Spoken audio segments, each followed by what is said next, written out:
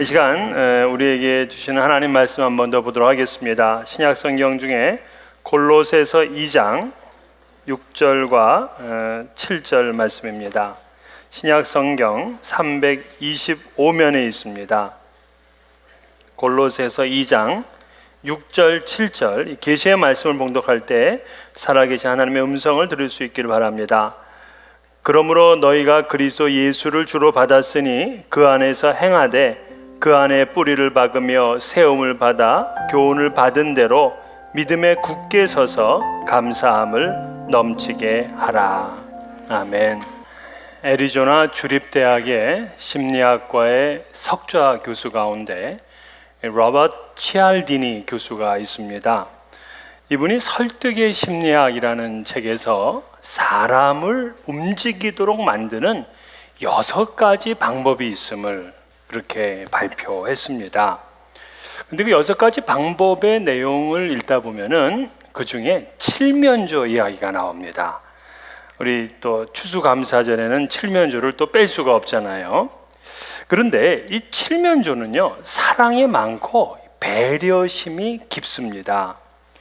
새끼들을 아주 따뜻하게 하고 품에 안아 보호하는데 정성을 다하고 있습니다. 그런데 이 어미 칠면조가 새끼 칠면조를 보호하는데 아주 특이한 점이 한 가지가 있습니다. 그건 뭐냐면 이 새끼가 칩칩이라는 소리를 낼 때만 어미 칠면조가 새끼를 돌봅니다. 마치 새끼 칠면조가 칩칩하는 소리를 내면 뭔가 이 기계에 온된 것처럼 그때부터 이 사랑하고 아껴주는 거죠. 새끼 칠면조의 모양이나 또 그들의 냄새나 이런 거는 전혀 부모에게 자극을 주질 않습니다. 단지 새끼 칠면조가 칩칩 소리를 내야지만이 그때부터 어미는 새끼를 돌봅니다. 만약에 새끼가 그 소리를 내지 못하면 결국에 이 엄마 칠면조한테 철저하게 외면을 당하고 심지어 어미에게 죽기도 합니다. 이러한 그 현상을 이 동물 생태학자인 이 팍스 교수가 어미 칠면조와 박제된 쪽제비 실험을 통해서 밝혔습니다. 이 쪽제비는 칠면조의 천적 관계에 있습니다. 그래서 칠면조는 쪽제비를 보게 되면 소리를 아주 꽥꽥 지르고 부리로 쪼고 그리고 발톱으로 마구 핥혀대는 그러한 본능이 있습니다. 그래서 이제 팍스 교수는 연구를 위해서 박제된 쪽제비를 줄에 매달려서 그 칠면조 우리 안에 이렇게 넣었습니다. 그랬더니 어미 칠면조가 역시나 즉각적으로 반응을 보이는데 쪽제비를 맹렬하게 공격을 합니다. 그래서 다음에는 쪽제비에다가 녹음기를 하나 내장을 해서 새끼 칠면조의 칩칩 소리를 내게 했어요. 그랬더니 놀랍게도 이 어미 칠면조가 박제된 쪽제비를 우호적으로 대하고 심지어는 막 품에 안고 부벼대는 겁니다. 그래서 또 다시 칠면조 새끼 칩칩 소리를 녹음한 녹음기를 꺼봤더니 아니나 달라 칠면조가 또 다시 그 쪽제비를 공격합니다. 지도 공격하면서 나도 왜 이러나 그럴 거야 아마. 어쨌든 이러한 연구를 통해서 어미 칠면조의 본능은 칩칩 소리에 의해서만 반응을 한다는 걸 알게 됐습니다. 이 동물 생태학자들은 이러한 특이한 행동을 고정 행동 유형, Fixed Action Pattern 이렇게 부릅니다. 그런데 놀랍게도 이 고정 행동 유형은 칠면조에게만 있는 게 아니고 다른 동물들에게도 발견이 되고 심지어는 인간에게도 발견이 된다는 겁니다. 인간에게 누군가 이러한 행동을 하게 되면 그 인간이 움직인다는 거예요. 그래서 6가지 법칙을 가르쳐 준 겁니다. 그 6가지가 뭐냐? 사람들을 움직이는 6가지가 상호성의 법칙, 일관성의 법칙, 사회적 증거의 법칙, 호감의 법칙, 권위의 법칙, 희귀성의 법칙, 뭐 이런 거예요. 뭐 자세한 설명은 이제 여러분들이 나중에 읽어보세요. 그런데 제가 이 책을 보면서 이거 6가지를 할 필요가 없어요. 이거를 한 가지로 줄일 수가 있어요. 사람을 움직이게 만드는 그 칩칩 소리는 뭐냐? 바로 은혜의 법칙이라는 겁니다. 사람들을 움직이게 하는 결정적인 법칙은 바로 은혜의 법칙이야. 사람에게 은혜를 베풀면 그 사람이 변화됩니다. 은혜를 베풀면 그 사람은 내 편이 됩니다. 은혜를 베풀면 그 사람이 움직입니다. 은혜란 뭐냐? 받을 자격이 없는데 그에게 주어졌을 때 느껴집니다. 또는 그가 당연히 받아야 될 것보다 더 많이 받을 때 생겨나는 거죠. 예를 들면 하루에 일당을 100불씩 버는 사람이 2주 동안 10일간 일해서 2주 후에 1000불을 받았습니다. 이럴 때 이 사람은 은혜를 느끼지를 못해요. 왜? 내가 일한 거에 대한 마땅히 임금을 받은 겁니다. 만약에 이거보다 적게 받았거나 못 받았으면 피켓 들고 시위하고 고소하고 난리를 피죠. 근데 만약 그 보스가 지난 한 주간 너무 추웠는데 이 사람 고생이 많아서 그래서 1000불에다가 200불을 뚝 더 얹어서 줬어요. 그러면 이때는 은혜감을 이제 깨닫게 되는 거죠. 그래서 포드 자동차의 그 창업자인 이 헨리 포드가 그런 일을 자주 했답니다. 그는 공장에 가가지고 열심히 일하는 사람을 이렇게 불러내가지고 자기 주머니에서 체크를 꺼내서 바로 체크를 써줬어요. 20불. 20불짜리를 그에게 주면 그 사람이 너무나 고마워하고 감사했답니다. 그래서 집에 가면 이걸 쓰지 않고 액자에 넣어서 보관을 할 정도로다가 그렇게 큰 은혜를 느꼈다는 거예요. 그런데 많은 이 주인이 어떠한 소망을 가지고 있느냐? 어떻게 하면 돈 적게 주고 일 많이 시킬까 하는 생각을 하고 있어요. 그 사람 밑에 있는 직원들은 은혜를 경험하지 못하기 때문에 삭막한 이 회사로 바뀌어지게 됩니다. 웨이터로 일하는 한 청년의 이야기를 들어보니까 자기가 받아야 될 팁보다 1불이 더 얹어져 있게 되면 그 손님을 다시 보게 된다는 겁니다. 왜? 당연히 받아야 될 것보다 더 받으니까 은혜를 체험하게 된 거예요. 여러분 누가복음 7장에 보면 한 바리새인이 예수님을 초청합니다. 그러면서 그에게 이제 식사 대접을 하는데 바로 그 순간에 그 동네의 유명한 부정한 여인이 예수님께 찾아와서 엎드려서 저 눈물을 흘리더니만 그 눈물로 발에 뚝뚝 떨어뜨리는 거예요. 그러면서 자기 머리카락으로다가 예수님의 발을 닦더니만 거기다 향유를 부었습니다. 그 모습을 봤던 이 주인 바리새인은 이 사람이 도대체 진짜 선지자라면 얼마나 부정한 여인인지 알 텐데 어떻게 저걸 가만히 두고 보고 있나 하면서 약간 실망이 되었습니다. 이때 예수님께서는 그 시몬의 마음을 아셨어요. 그러면서 그에게 이렇게 질문을 던집니다. 빚 주는 사람에게 빚진 자가 둘이 있어 하나는 500데나리온을 졌고 하나는 50데나리온을 졌는데 갚을 것이 없으므로 둘 다 탕감하여 주었으니 둘 중에 누가 그를 더 사랑하겠느냐? 시몬이 당장 대답합니다. 많이 탕감을 받은 자니이다. 예수님께서 인정해 주셨어요. 네 판단이 옳더다.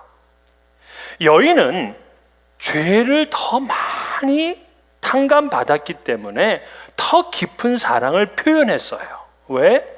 더 깊은 은혜를 체험했기 때문에 그렇습니다. 하나님께서는 사람을 움직이는 그분의 대법칙이 뭐냐? 은혜의 법칙이에요. 창세기부터 계시록까지 마지막까지 전부 다 성경을 관통하는 하나님의 법칙은 은혜의 법칙인 겁니다. 영원히 죽을 수밖에 없는 우리들을 오히려 은혜를 베푸셔서 예수 그리스도를 이 땅에 보내주시고 십자가에 죽게 하심으로 우리를 구원하셨어요. 그래서 에베소서 2장 8절에 너희는 그 은혜에 의하여 믿음으로 말미암아 구원을 받았으니 그렇게 얘기를 합니다. 즉 우리가 믿고 우리가 구원을 얻고 하기 이전에 하나님이 먼저 은혜를 베풀어 주셨기 때문이죠. 그렇기 때문에 우리가 잘난 것도 없고요. 또 사실 우리는 하나님의 은혜가 아니었다면 죽도 밥도 안 될 그러한 인생이 되는 겁니다. 바울도 그의 일생의 대전환을 가져온 것도 바로 이 은혜 때문입니다. 그는 교회를 허물기로 작정한 사람이었어요. 예수 믿는 사람 핍박합니다. 죽입니다. 교회를 허뭅니다. 그런데 그가 다메섹 도상에서 주님을 만나게 되었을 때 주님께서는 자기의 교회를 이렇게 망쳐버린 바울의 그냥 이 다리의 몽둥이를 부러뜨려 놓다든가 뭐 완전히 사지를 끊어 놓는다든가 이렇게 해야 되잖아요. 그런데 오히려 주님께서는 그를 이방인의 사도로 당신의 종으로 세웠습니다. 이 은혜를 경험했던 바울은 주님을 위해서 일생을 헌신하지 않을 수가 없었습니다. 그래서 그의 고백이 뭐냐? 내가 나된 것은 다 하나님의 은혜로 되었다 하고 그렇게 고백을 합니다. 하나님께서 나의 전 삶을 주관하시니까 하나님께 감사한 사람이 되는 거죠. 오늘 본문으로 가보게 되면 오늘 본문의 마지막 구절이 감사함을 넘치게 하라 그렇게 끝납니다. 감사함을 넘치게 하라. 그런데 이 7절 말씀 앞에 6절에 뭐가 되어 있느냐? 너희가 그리스도 예수를 주로 받았으니 그래요. 자, 그리스도 예수를 우리의 주님으로 우리가 영접을 했습니다. 그러니까 주님께서 우리의 모든 삶을 주관해 가십니다. 주관해 가시니까 우리는 감사함을 넘치게 하는 삶을 산다 하는 그러한 도식이 되는 거예요. 그렇습니다, 여러분. 하나님의 은혜를 깊이 인식한 사람의 첫 번째 반응이 뭐냐? 하나님께 감사하고 찬송을 드리는 거예요. 이스라엘 백성들이 애굽에서 탈출을 하고 홍해를 건넜습니다.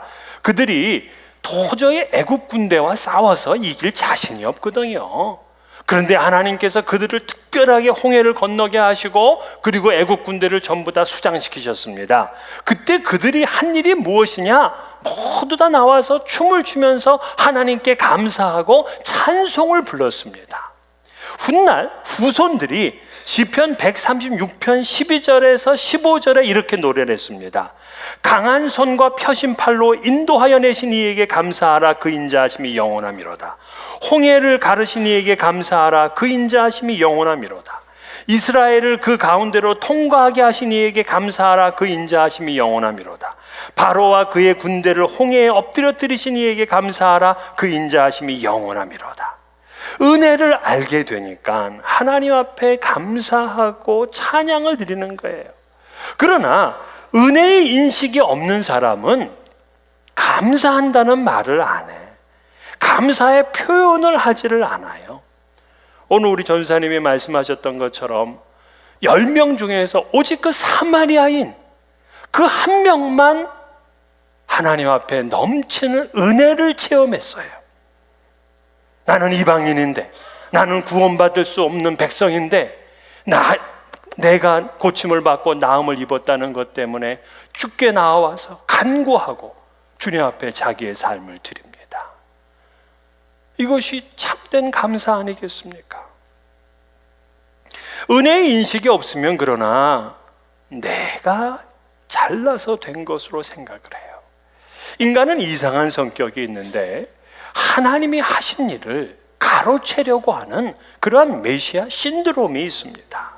교회 목사도 그렇습니다. 교회가 부흥하게 되면 지가 잘나서 그런 줄 알고 착각을 합니다.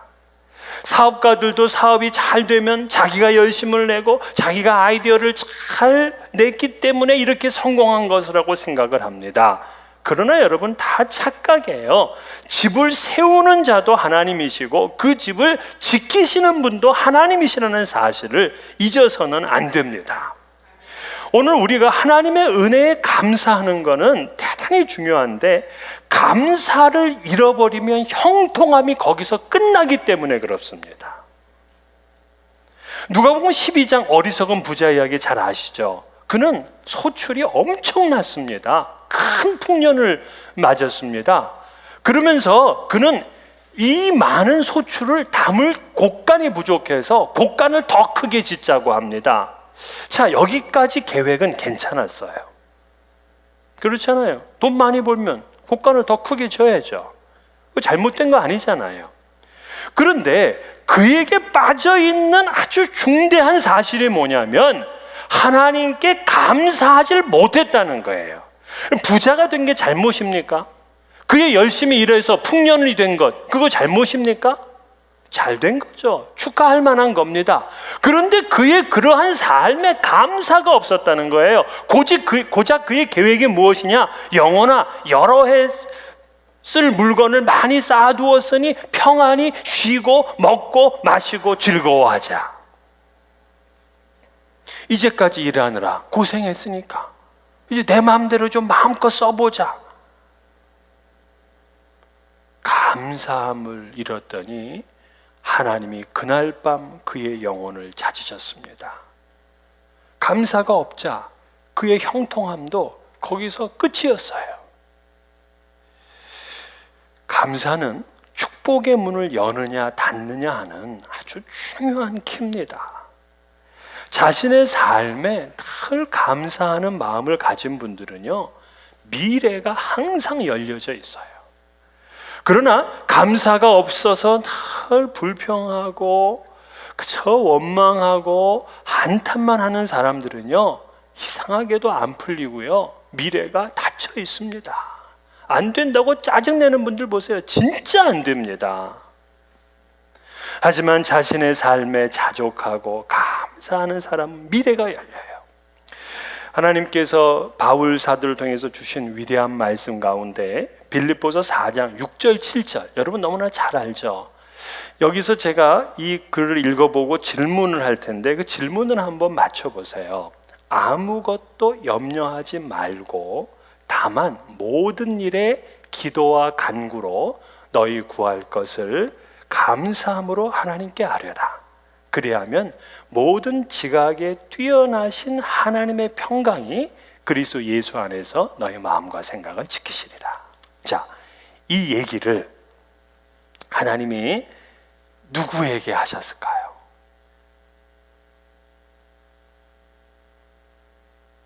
하나님께서 이 말씀을 누구에게 하신 거야? 아무것도 염려하지 말라. 누구에게 하셨어요? 예. 우리에게 하신 건 맞아요. 예, 일단 맞습니다. 일단 이 말씀은 뭐냐면 염려하고 있는 사람에게 하는 거야. 그러니까 염려하지 말라 그러죠. 자, 염려하는 사람에게 염려하지 말라. 이해가 돼. 염려하고 있는 사람한테 염려하지 말라. 충분히 이건 마땅하잖아요. 그런데 그 다음 뭐라 그러냐면 감사함으로 하나님께 아뢰라. 자, 염려하는 사람에게 감사함으로 아뢰라. 그건 어렵잖아요.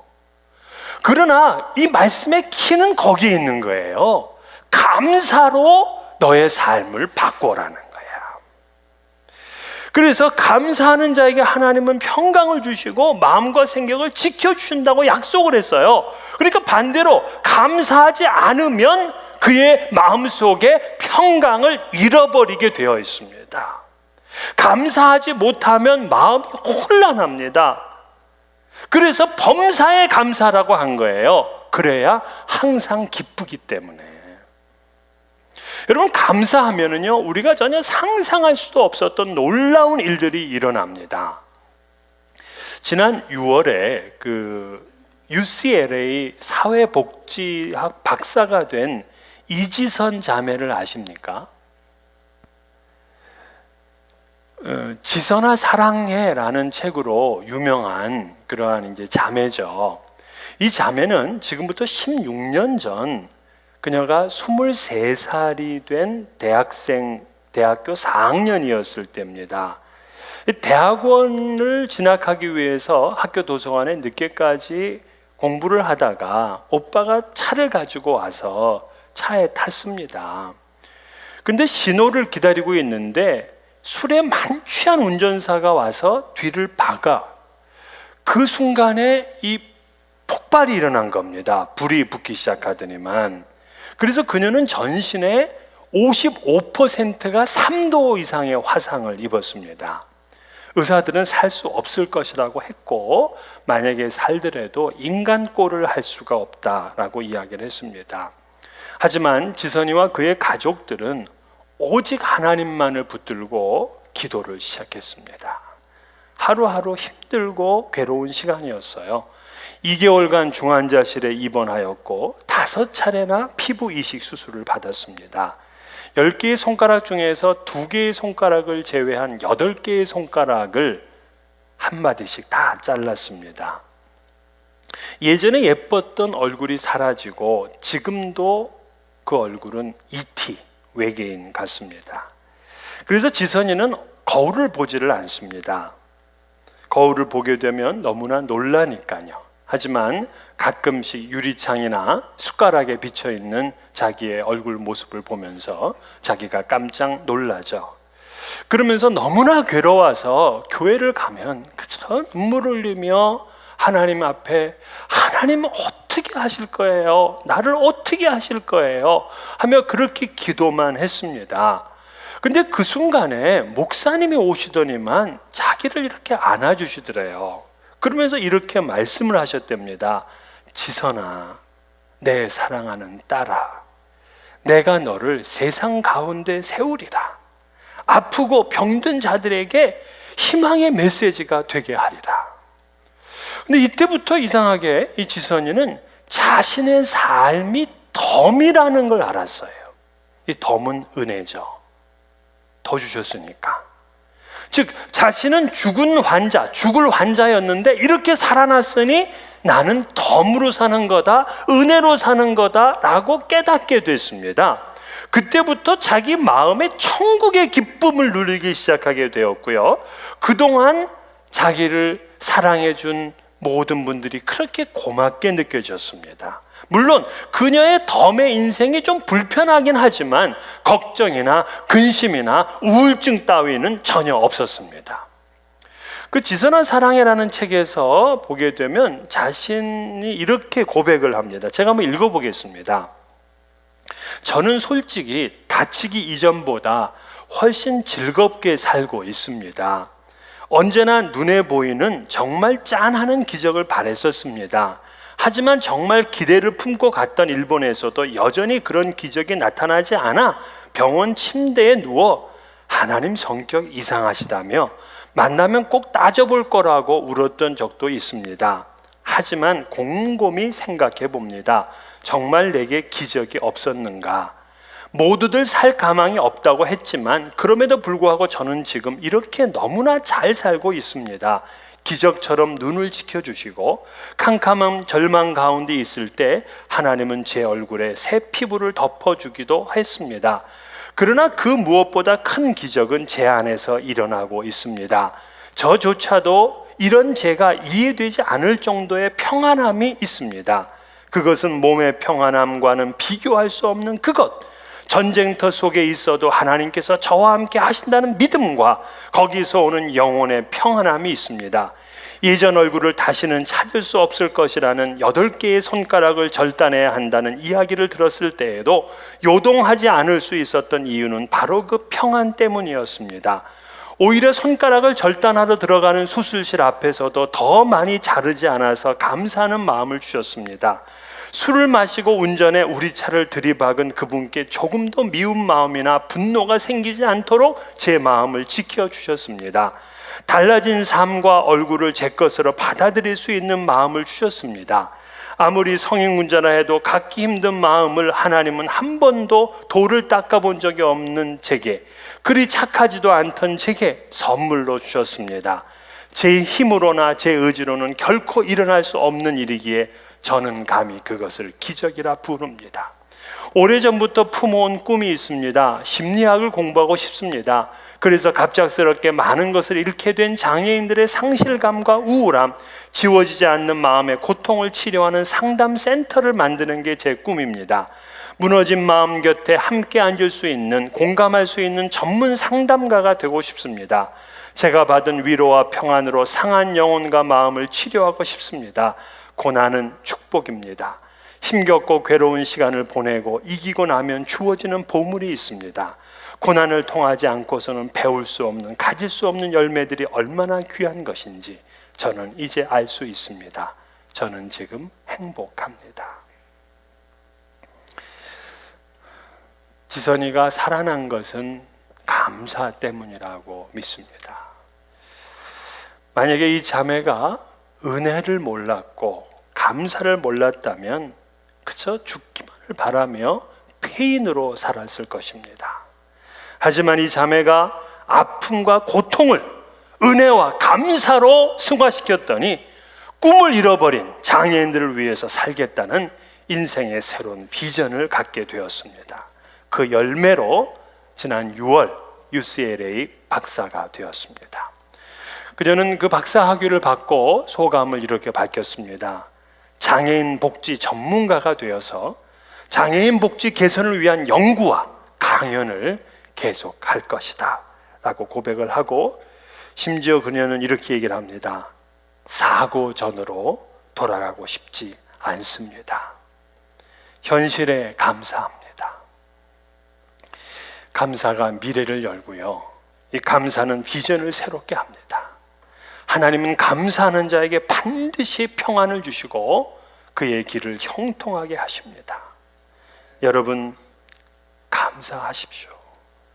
오늘 우리 설교 타이틀이 감사함을 넘치게 하랍니다. 감사가 넘쳐날 정도의 삶을 살게 된다면 그의 미래가 얼마나 형통하겠습니까? 여러분, 지금 부모님, 부모와 남편, 또 아내, 자녀들, 성도들, 친구들 모두 다 감사의 제목들입니다. 한 번은 제가 어린이집 추수감사절 예배를 갔다가 그 어린이들이 기록해 놓은 감사의 글들을 이렇게 한번 붙여놓은 거를 제가 읽어본 적이 있습니다. 그래서 내가 그 원장에 그걸 다 좀 써달라 그래가지고 한번 쭉 읽어봤습니다. 그 내용이 이렇습니다. 건강하게 해주신 것 감사합니다. 부모님과 함께 살 수 있는 것 감사드리고 어린이집에 다니는 것도 감사해요. 크레파스가 있는 것도 감사하고 예쁜 선생님과 같이 지내는 것도 감사해요. 맛있는 거 먹는 것도 감사하고 토마스 기차가 있어서 감사해요. 해와 달 별을 주셔서 감사하고 칠판에 그림을 그릴 수 있어서 감사해요.